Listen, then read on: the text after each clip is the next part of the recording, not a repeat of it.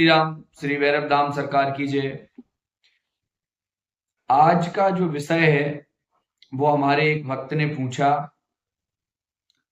कि यदि किसी छोटे बच्चे की मृत्यु होती है तो क्या वो कोई प्रेत बनता है या कोई भूत बनता है या फिर उसकी मुक्ति हो जाती है या वो पितृ कहलाता है। इस प्रकार का उनके मन में एक विचार आया। तो मैं आपको बताना चाहूंगा कि गरुड़ पुराण में ऐसा कहीं नहीं लिखा है कि किसी छोटे बच्चे की मृत्यु हो और वो प्रेत बन जाए। यह बिल्कुल सत्य नहीं है। गांव में अलग अलग भ्रांतियां होती हैं।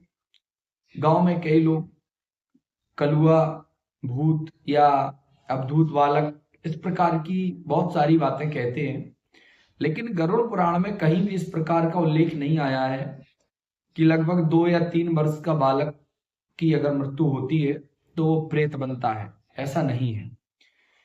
छोटे बच्चे ईश्वर का स्वरूप होते हैं। उनका अग्नि संस्कार नहीं किया जाता। उनको पानी में प्रवाहित कर दिया जाता है, जल समाधि दे दी जाती है। तो गरुड़ पुराण के अनुसार कोई भी 2-3 वर्ष का बालक भूत या प्रेत या पिशाच नहीं बनता। इस भ्रम में बिल्कुल ना रहे। इनका पुनर्जन्म होता है। ईश्वर इनको पापी नहीं मानता, क्योंकि उनके द्वारा ऐसा कोई कृत्य या कर्म अभी नहीं किया गया। उनका मान लीजिए 2-3 वर्ष का बच्चा है तो उसका क्या पाप हो सकता है। तो ये भ्रांतियां हैं। इस प्रकार की बिल्कुल भ्रांति में ना रहें। हम हिंदू धर्म में वेद और पुराणों को मानते हैं, और वेद पुराणों को अगर हम मानते हैं तो फिर गरुड़ पुराण के अंदर ऐसा कोई उल्लेख नहीं है कि छोटा बालक लगभग 2-3 वर्ष का अगर उसकी मृत्यु होती है तो वो कोई प्रेत बने या पिशाच बने। ऐसा नहीं है। लेकिन कई लोग मानते हैं। अब मानते हैं तो उनको आप नहीं समझा सकते। कई लोग कहते हैं कि वो मुझे दिखता है। हाँ, हो सकता है कि उसका अभी पुनर्जन्म ना हुआ हो तो वो आपको स्वप्न में दिख सकता है। और ज्यादातर मैंने देखा है कि बच्चों का पुनर्जन्म ही होता है।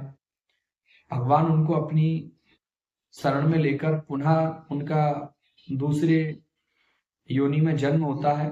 तो इस प्रकार के बिल्कुल भ्रम में ना रहें। छोटे बच्चे के लिए आपको इतना प्रयत्न नहीं करना है। ना ही कोई आपके यहाँ प्रेत बनेगा, ना पिशाच बनेगा, ना ही वो आपका पितृ कहलाएगा। आप बिल्कुल भ्रमित ना हो।